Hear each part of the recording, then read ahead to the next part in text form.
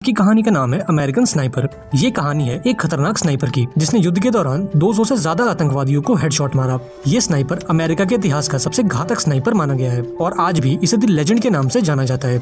कहानी शुरू होती है और हमें इराक का दृश्य दिखाया जाता है। फिलहाल इराक के हालात काफी खराब हैं क्योंकि अलकायदा के आतंकियों ने पूरे इराक को अपना घर बना रखा है। पिछले कुछ महीनों में अलकायदा के आतंकियों ने अमेरिका में बहुत से हमलों को अंजाम दिया है और इन हमलों में हजारों लोगों ने अपनी जान गंवा दी है।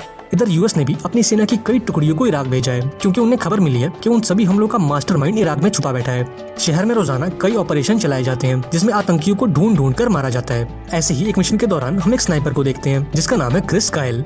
यहाँ क्रिस अपनी उस टीम को कवर दे रहा है जो पेट्रोलिंग के लिए बाहर गई है। प्लान के मुताबिक सोल्जर्स की एक टीम घर घर जाकर आतंकियों की खोज करेगी और एक स्नाइपर की टीम उन्हें ऊपर से कवर करेगी। क्रिस अपनी पोजीशन पर बैठा होता है कि तभी उसकी नजर एक औरत पर जाती है जो कि अपने बच्चे के साथ होती है। यहाँ क्रिस ये नोटिस करता है कि वो औरत अपने बाजुओं को मूव नहीं कर रही है, मानो उसने अपने बाजू में कुछ छुपा रखा हो।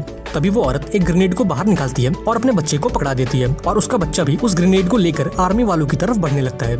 यहाँ क्रिस भी उस बच्चे को देख रहा होता है पर उसका दिल उस बच्चे को शूट करने की गवाही नहीं देता। पर अगर उसने उस बच्चे को नहीं मारा तो उसके बहुत से साथी मारे जाएंगे और अब ना चाहते हुए भी क्रिस को ये शॉट लेना पड़ता है। और अब कहानी जाती है फ्लैशबैक में। ये वो वक्त है जब क्रिस एक छोटा बच्चा था और अपने पिता के साथ शिकार पर आया था। तभी उसने गोली चलाई और एक हिरण का शिकार किया। अब एक्साइटमेंट में आकर उसने अपनी राइफल को वहीं फेंक दिया और शिकार को देखने चला गया।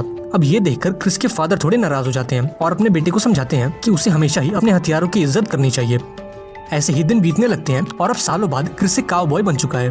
एक दिन जब वो अपने काम से घर आता है तो वो देखता है कि उसकी गर्लफ्रेंड किसी और के साथ इंटीमेट हो रही है और ये देखकर क्रिस पूरी तरह से टूट जाता है। वो अपनी गर्लफ्रेंड को घर से निकाल देता है और अपने गम को भुलाने के लिए शराब की बोतलों का सहारा लेता है। तभी टीवी पर एक न्यूज आती है जिसमें ये बताया जाता है कि अलकायदा के आतंकियों ने यूएस एम्बेसी पर हमला कर दिया है और इस हमले में बहुत से लोगों ने अपनी जान गंवा दी है। अब ये सब देखकर क्रिस को काफी दुख होता है और ना जाने कहां से उसके दिमाग में सोल्जर बनने का ख्याल आता है। वो डिसाइड करता है कि वो एक अच्छा यूएस सोल्जर बनेगा और अपनी कंट्री को सर्व करेगा।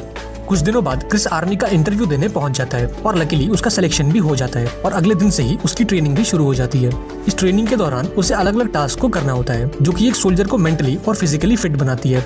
हालांकि इस ट्रेनिंग को पूरा कर पाना सबके बस की बात नहीं थी और कई लोगों ने तो उसे बीच में छोड़ दिया, पर क्रिस आखिर तक टिका रहा। ट्रेनिंग के दौरान क्रिस की स्नाइपिंग एबिलिटीज को देखकर उसका सीनियर उससे काफी खुश होता है और उसकी स्नाइपर की ट्रेनिंग को बढ़ा देता है ताकि क्रिस एक अच्छा स्नाइपर बन सके। कई महीनों की ट्रेनिंग और हार्डवर्क के बाद अब क्रिस बैटलफील्ड में उतरने के लिए तैयार था। यहाँ क्रिस के साथ और भी कई लोगों ने इस ट्रेनिंग को पूरा कर लिया और अब जल्द ही इन सभी को जंग में भेजा जाएगा।